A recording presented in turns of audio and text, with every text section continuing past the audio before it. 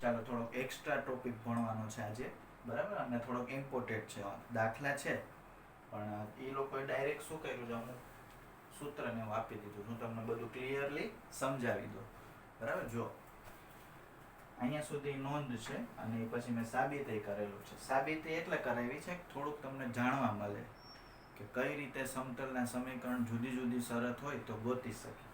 જો 0 0 0 માંથી સમતલ પરનો લંબપાદ m છે. જો આ 0 0 0 એનાથી સમતલ પરનો લંબપાદ m છે. પછી સદિશ OM, આ સદિશ OM જો સદિશની નિશાની કરી છે, સદિશ OM ત્રણેય અક્ષો સાથે આલ્ફા બીટા ગેમા ખૂણાઓ બનાવે છે અને OM ની લંબાઈ તમને આપેલી છે p. સદિશ OM છે એની લંબાઈ p, સ્મોલ p. અને બીજી રીતે બોલીએ તો ઉગમ બિંદુથી અંતર, સમતલનું ઉગમ બિંદુથી અંતર આપણી પાસે હોય. પછી OM ના દિક ખૂણા આપણી પાસે હોય. તો સમતલનું સમીકરણ x cos alpha plus y cos beta plus z cos gamma બરાબર p થાય. આવું જ સમીકરણ 11માં આવતું, એમાં આમ હતું x cos alpha y sin alpha બરાબર p, બરાબર. અહીંયા cos એટલે છે, જો અહીંયા આલ્ફા છે ને x અક્ષ સાથે જ લીધું તો આપણે.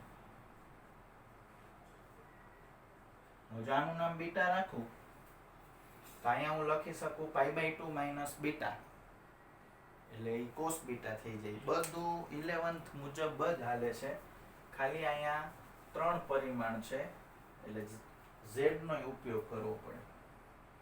જો આકૃતિ તમને સમજાઈ ગઈ, એક સમતલ છે એટલે આવી રીતે તમને એક સમતલ હોય ને, આમ ઉગમ બિંદુમાંથી આવી રીતે મેં લંબ લીધેલો છે, બરાબર. હાલો, રકમ અનુસાર, સ્ટેટમેન્ટ અનુસાર OM બરાબર p છે, એટલે OM છે ને એનું માપ છે p. સદિશ OM ના દિક ખૂણાઓ આપણે આગલા ચેપ્ટરમાં અક્ષો સાથેના ખૂણાઓ, એનું નામ આલ્ફા બીટા ગેમા રાખ્યું હતું અને એને દિક ખૂણાઓ કહેવાય. દિક ખૂણાની મદદથી તમને આનો એકમ સદિશ મળી જશે. સદિશ OM નો શું મળી જશે? એકમ સદિશ. cos alpha, cos beta, cos gamma. દિકોસાઇન એટલે એકમ સદિશ, કેમ કે દિકોસાઇનના વર્ગનો સરવાળો 1 થાય એવું આગલા ચેપ્ટરમાં આપણે ભણેલું છે. તો સદિશ OM ની દિશામાં એકમ સદિશ તમને મળી જશે OM કેપ, એટલે એ સદિશ OM ની દિકોસાઇન થશે cos alpha, cos beta, cos gamma. હવે સદિશ OM ની લંબાઈ કેટલી છે તો કે p, અને સદિશ OM ની દિશામાં એકમ સદિશ આપણી પાસે છે.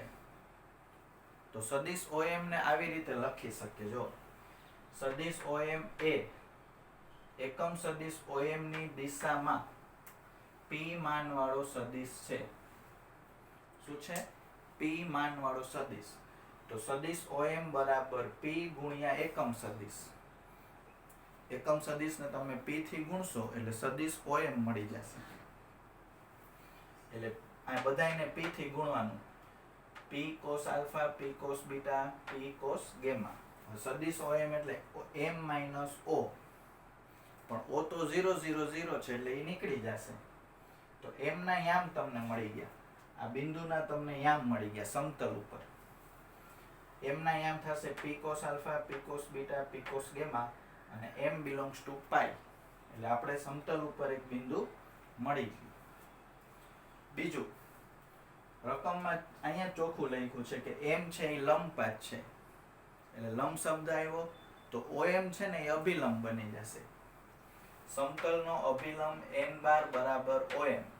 OM એટલે p cos alpha, p cos beta, p cos gamma, અને આનું નામ m બાર રાખી દો, m બાર. હવે આપણી પાસે અભિલંબ છે અને બિંદુ છે. અભિલંબ અને બિંદુ જો આપણી પાસે હોય તો સમતલનું સમીકરણ 100% ગોતી શકીએ. સમતલનું સમીકરણ થશે r.n બરાબર m.n. પછી બધી કિંમત મૂકવાની. હવે અહીંયા મેં થોડુંક વધારે જગ્યા નહોતી એટલે સીધો ગુણાકાર કરી નાખ્યો છે આ બેયનો. સદિશ OM છે ને, જે આ સદિશ OM અને આ એનો ગુણાકાર. પી સ્ક્વેર કોસ સ્ક્વેર આલ્ફા, પછી બીજું પી સ્ક્વેર કોસ સ્ક્વેર બીટા, ત્રીજું પી સ્ક્વેર કોસ સ્ક્વેર ગેમા.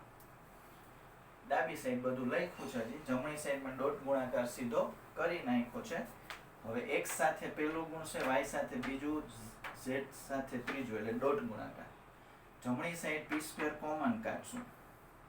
હવે હમણાં જ થોડી વાર પહેલા બોલ્યો cos square alpha, cos square beta અને કોસ સ્ક્વેર ગેમા, એનો જવાબ 1 થાય. બરાબર, એ દિક કોસાઇન છે. દિક કોસાઇન એટલે એકમ સદિશ. એકમ સદિશના વર્ગનો સરવાળો 1 થાય. એટલે અહીંયા 1 આવી જશે. આ બાજુથી p કોમન નીકળશે અને પછી એક p ઉડી જશે. તો આ થઈ ગયું સમતલનું સમીકરણ.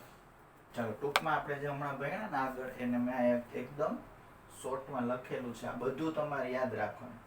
બરાબર, જો ઉગમ બિંદુમાંથી સમતલ પરનો લંબપાદ આપેલો હોય m, અને સદિશ OM ના દિક ખૂણાઓ આલ્ફા બીટા ગેમા આપેલા હોય, અને OM ની લંબાઈ આપેલી હોય, તો 4 વસ્તુ ક્લિયર હવે તમારે યાદ રાખવાની રહેશે.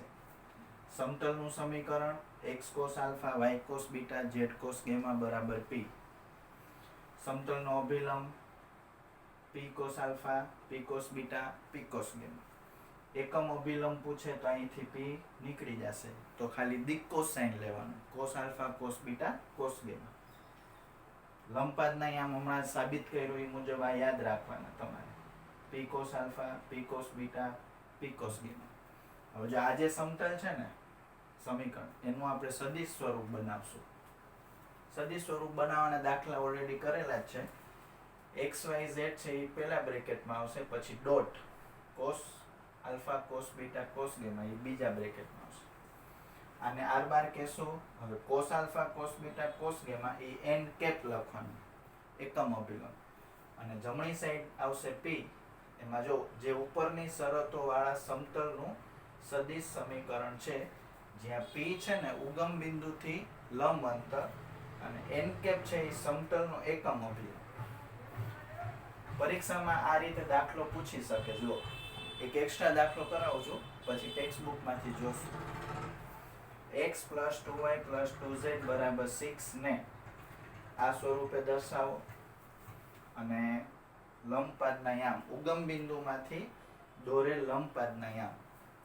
તો સૌ પ્રથમ છે ને તમારે આ p ગોતી લેવાનું. જુઓ, પહેલું સ્ટેપ સૌથી શું છે, p શોધતા આવડે તો જ દાખલો થાય. p એટલે ઉગમ બિંદુથી લંબ અંતર. હવે આ સમતલનું સમીકરણ તમને આપ્યું છે x + 2y + 2z બરાબર 6. હવે ઉગમ બિંદુથી લંબ અંતરનું સૂત્ર ઓલરેડી બધાને ખબર જ છે, માનાંકમાં d વર્ગમૂળમાં a² + b² + c². એ આપણું જૂનું જાણીતું સૂત્ર છે. તો જો d થશે -6, પછી આ ત્રણેયના વર્ગનો સરવાળો 1 + 4 + 4, એટલે 6/3 એટલે 2. એટલે મારે જમણી સાઈડ p ગોઠવવાનું છે ફરજિયાત. એટલે મારે જમણી સાઈડ 6 છે ને, અહીંયા હવે 2 આવવા જોઈએ. તો આમ 4 ઓલી સાઈડ લઈ જવા એમ નહીં કરવાનું. જો x + 2y + 2z બરાબર 6 છે, 6 ની જગ્યાએ મારે હવે 2 જોઈએ છે, તો બધાને 3 થી ડિવાઈડ કરીશ. કારણ શું લખશું? તમે કહેશો 6 માંથી 4 ઓલી સાઈડ લઈ જાય તો 5 પદ થઈ જશે. આપણે 4 જ પદ હોવા જોઈએ. એટલે બીજો રસ્તો શું છે, 6 ની જગ્યાએ મારે 2 જોતા હોય તો 3 થી ડિવાઈડ કરશું બધાને. હવે અહીંયા 1/3 બ્રેકેટમાં લખવાનું, 2/3 બ્રેકેટમાં લખવાનું, 2/3 બ્રેકેટમાં, અને આ 2 એમને.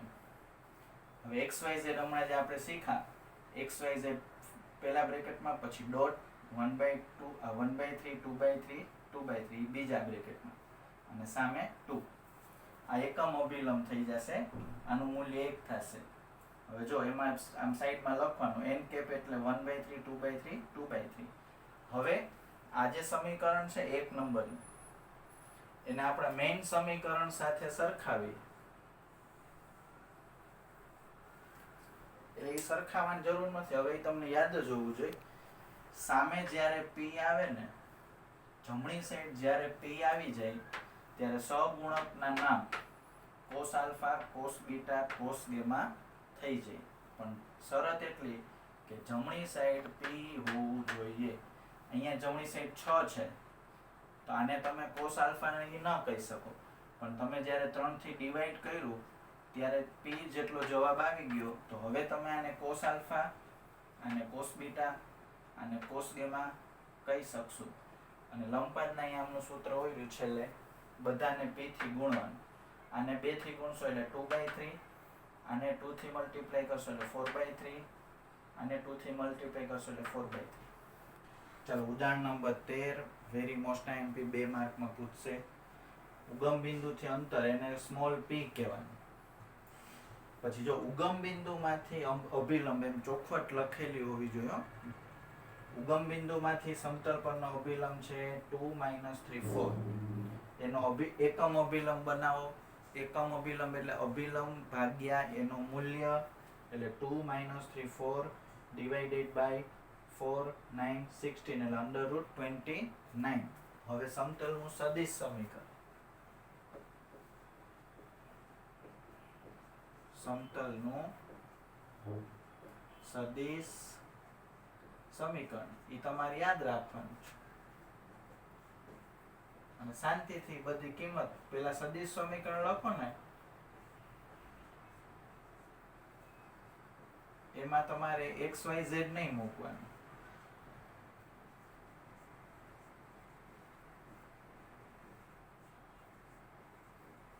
હજી તમે સદિશ સ્વરૂપે પૂછ્યું છે ને એટલે અહીંયા આઈજેકે સ્વરૂપે લખજો પરીક્ષામાં. આમ વાંધો નથી પણ આ લોકોનું કઈ નક્કી નહીં. આ લોકો છે ને ખોટો અડધો માર્ક ઉડાડી દે. એટલે આપણે સદિશ સ્વરૂપે પૂછ્યું જ છે તો પછી લખવું જોવે.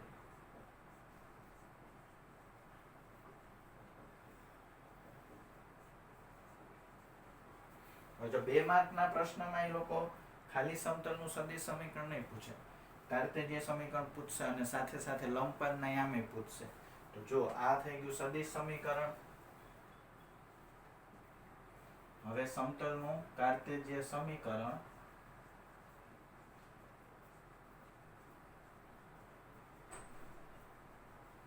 એ એક ઉપરથી બનાવીએ. જો અહીંયા XYZ લખશું.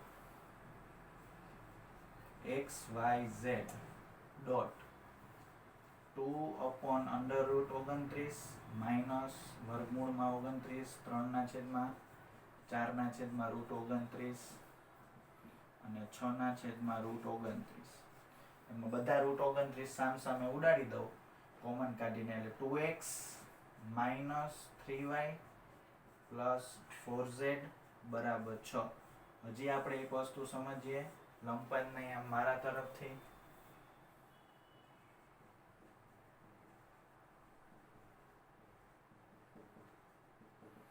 લંબાદ તમારે ઉગમ બિંદુમાંથી શોધવાનો હશે, બરાબર? આ જગ્યા નથી એટલે મેં ખાલી શોર્ટકટમાં લખી નાખ્યું, નહીંતર એ લોકો આખું નામ લખશે ઉગમ બિંદુમાંથી સમતલ પરનો લંબાદ. તો જુઓ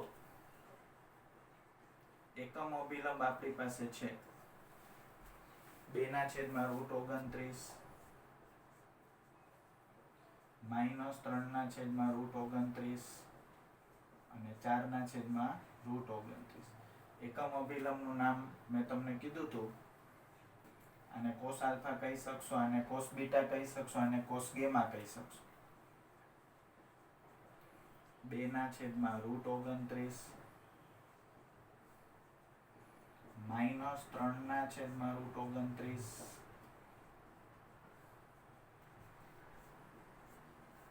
તો લંબાદના યામનું સૂત્ર શું હતું?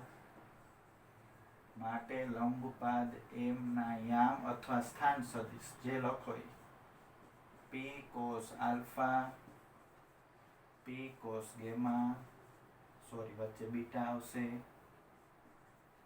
અને p cos gamma. p cos alpha અને p માં શું છે? જો p એટલે 6/√29 એટલે 6/√29 ગુણ્યા 2/6/√29 ગુણ્યા માઇનસ 3/√29. આ મારા તરફથી હતું ને એટલે જવાબ વિચિત્ર આવે. ચોપડીની રકમ હોય ને બેઠી તો એ લોકોએ ગોઠવેલા હોય જવાબ, સરસ જવાબ આવે એ લોકો. અહીંયા 6/√29 ગુણ્યા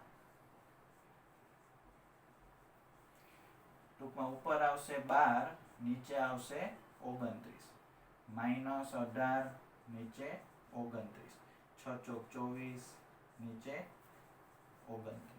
આ થઈ ગયું લંબપદનો આખો દાખલો 2 માર્કમાં પૂછે. ચલો ઉદાહરણ નંબર 14, એમાં 0 0 0 જો ચોખવટ કરેલી છે, બરાબર? એ કરેલી જ હશે તો જ આ રીત કામ આવશે. સમતલનું સમીકરણ પૂછે 0 0 માંથી સમતલને લંબ સદિશની દિક કોસાઇન શોધો, અને આપેલ સદિશ આપેલ સમતલને r⁻n બરાબર p સ્વરૂપે દર્શાવો. તો પહેલા તમે જો ધ્યાન રાખજો, આમાં તમારે પેલા સમીકરણ લખી લેવાનું, એનું કાર્તેજ્ય સ્વરૂપ બનાવવાનું, બરાબર? 6x - 3y + 2z + 1 બરાબર 0. પહેલું સ્ટેપ સ્મોલ p શોધવાનો દર વખતે, બરાબર? દર વખતે સ્મોલ p શોધવો પડશે. સ્મોલ p એટલે ઉગમ બિંદુથી લંબ અંતર, માનાંકમાં d એટલે માનાંકમાં 1, પછી 36 + 9 + 4 એટલે 49 નું વર્ગમૂળ 7. હવે જો તમને ધ્યાનથી જોજો, આપણે જમણી સાઈડ 1/7 લઈ આવવાનું છે. હવે આ +1 ને હું સામે લઈ લઉં તો -1 થઈ. -1 ની જગ્યાએ મારે 1/7 જોઈએ છે ફરજિયાત. તો મારી પાસે એક જ રસ્તો છે, બધાને -7 વડે ભાગીશ. -7 થી ભાગશો એટલે માઇનસ માઇનસ ઉડી જાય અને 1/7 આવી જાય. અહીંયા બધાની નિશાની બદલી જશે અને બધાયના છેદમાં 7 આવી જશે, પણ લખવાનું આમ કાઉન્સમાં -6/7, પછી અહીંયા પ્લસ લખવાનું અને માઇનસ માઇનસ ઉડી જાય, 3/7 આ પ્લસ અને અહીંયા માઇનસ વધશે. -7 થી બધાને ડિવાઈડ કરવાનું છે. હવે xyz કોમન કાઢ લઈ. કોમન કાઢ્યા નથી, એ ડોટ ગુણાકાર સ્વરૂપે, પેલા કાઉન્સમાં xyz, બીજા કાઉન્સમાં સહગુણક 1/7. જો સામે 1/7 આવી ગયું ને એટલે આ એકમ અભિલંબ થાય, એ ફાઇનલ જ છે. આનું નામ r², આ સ્મોલ p આવી ગયું તો આ થશે તમારું n કેપ, અને n કેપ આપણે શોધવાનું હતું. n કેપ ને જ દિકોસાઇન કહેવાય. તો n કેપ છે -6/7, 3/7, -2/7. n કેપ એટલે અભિલંબની દિશામાં એકમ સદિશ અથવા અભિલંબની દિકોસાઇન. એટલે આને તમે માગેલ દિકોસાઇન જે રકમમાં લખ્યું છે દિકોસાઇન શોધો, એ આ પોતે જ થશે. હવે વધુમાં મને લંબપાત શોધવાનું બહુ ગમે, એટલે એ તમને થોડુંક દર વખતે હું વધારે કરાવું છું, એનો મને ફાયદો થશે. હમણાં ઉદાહરણ હોમવર્કનું કહીશ ને ત્યારે. વધુમાં 0 0 0 માંથી સમતલ પરના લંબપાતના યામ, આ બધું હવે યાદ રહી ગયું સૂત્ર. આ cos alpha, cos beta, cos gamma, એને બધાયને 1/7 થી ગુણવાનું. જો 1/7 ગુણ્યું છે એટલે -6/49, 3/49, -2/49. ઉદાહરણ 15, ખાલી તમારે p શોધવાનું છે, આટલું જ કરવાનું છે. આટલી રકમ આપી, આ રકમ છે ને આટલું ખાલી ગણવાનું છે. 2x - 3y + 4z - 6 બરાબર 0 માટે સ્મોલ p શોધો. સ્મોલ p નો એક જ અર્થ થાય આ ચેપ્ટરમાં, ઉગમ બિંદુથી લંબ અંતર. એટલે માનાંકમાં d, નીચે a² + b² + c² નું વર્ગમૂળ, એટલે -6 નો માનાંક, નીચે 2 નો વર્ગ 4, -3 નો વર્ગ 9, 4 નો વર્ગ 16, એટલે √29. ઉદાહરણ 16 તમે જોશો ને ટેક્સ્ટ બુકમાં, એ ઉદાહરણ 13 માં મેં લંબપાત જે ગણાવ્યું છે ને એ તમારે ગણવાનું છે. એટલે એ રિપીટ જ થઈ ગયું. ઉદાહરણ 16 હોમવર્કમાં એટલે આપું છું કે એ મેં તમને ઉદાહરણ 13 માં કરાવી દીધું છે. ચાલો 11.3 નો પહેલો દાખલો, એમાં a, b, c અને d. એમાં a ને d હું ગણાવીશ, b ને c તમારે હોમવર્કમાં કરવાના છે. ચાલો જો, સમતલનું સમીકરણ z બરાબર 2 છે. તમારા અભિલંબની દિકોસાઇન એટલે એકમ અભિલંબ શોધવાનો છે, અને લંબ અંતર બે આવડે છે. વાતો હું ખાલી તમને બધા કરાવું. આ z બરાબર 2 છે ને એ થોડુંક નવું લાગે. અહીંયા જો 5y + 8 છે એ તમને હું ગણાવું છું. b ને c છે ને x y z બધું આપ્યું છે, એવા આપણે આ દાખલા ઓલરેડી ગણ્યા. હવે સમતલનું સમીકરણ આપ્યું છે z બરાબર 2, એને પહેલા લખવાનું 0x + 0y + 1z, એવી રીતે આમ લખવાનું. ક્લિયર? ત્રણેય પદ દેખાય એવી રીતે x y z અને 2 ઓલી સાઈડ. ઉગમ બિંદુથી લંબ અંતર દર વખતે પહેલું સ્ટેપ પૂછે કે ન પૂછે. એટલે -d એટલે માઇનસ એટલે પ્લસ થઈ જાય, સોરી માનાંકમાં d એટલે -2 છે, -2 નો માનાંક, નીચે 0 નો વર્ગ, 0 નો વર્ગ, 1 નો વર્ગ, એટલે નીચે 1 આવશે અને ઉપર -2 નો માનાંક 2. હવે તમારે જમણી સાઈડ 2 આવે એવું ગોઠવવાનું છે. તો જો -2 ને સામે લઈ લો, જમણી સાઈડ ઓલરેડી 2 છે જ, રેડી જ છે, એટલે તમારે એકેય સંખ્યા વડે ભાગવાની જરૂર નથી. ખાલી તમારે x y z અને 0 0 1 આમાં લખી, આનું નામ r12, આનું નામ n કેપ, આ 2, તો n કેપ એટલે 0 0 1, અને n કેપ ને જ દિકોસાઇન કહેવાય. કોની? અભિલંબની. એકમ અભિલંબ પૂછે અથવા એકમ અભિલંબ પૂછશે અથવા અભિલંબની દિકોસાઇન પૂછશે, બેયનો મીનિંગ એક જ. 11.3 પહેલાનો બીજો અને b ને c હોમવર્ક. 11.3 નો બીજો દાખલો હોમવર્કમાં આપું છું. ઉદાહરણ 13 ગણાયું અને અત્યાર સુધી આપણે ઘણા દાખલા ગયા. 11.3 નો ચોથો દાખલો લંબપાદના યામ જ છે, 4 રકમ છે, બધાયમાં લંબપાદના યામ. હું તમને બધા દાખલામાં ગણાવતો જતો હતો, તો એ ટ્રાય કરવાનું લખ્યું છે. એટલે આવતીકાલે હું તમને પાછું એકવાર 1-2 દાખલા એમાંથી કરાવીશ. પહેલાનો d, જો એમાંય તમને 5y + 8 બરાબર 0 આપ્યું છે ને, તો 0x ને 0z એમ એડ કરવાનું. ઉગમ બિંદુથી અંતર બનાવવું હોય તો માનાંકમાં 8, નીચે 0, 25, 0 એનું વર્ગમૂળ, 25 નું વર્ગમૂળ 5. હવે આમાં ધ્યાન રાખજો, +8 ને સામે લઈ જશો તો -8 થશે, એટલે તમારે બધાને -5 થી ડિવાઈડ કરવું પડશે. 0 ભાગ્યા -5, 5 ભાગ્યા -5, 0 ભાગ્યા -5, -8 ભાગ્યા -5 કરો એટલે માઇનસ કેન્સલ. અહીંયા 0 જ આવશે, અહીંયા -1 આવશે, અહીં 0 આવશે, આ એમને એમ રહેશે.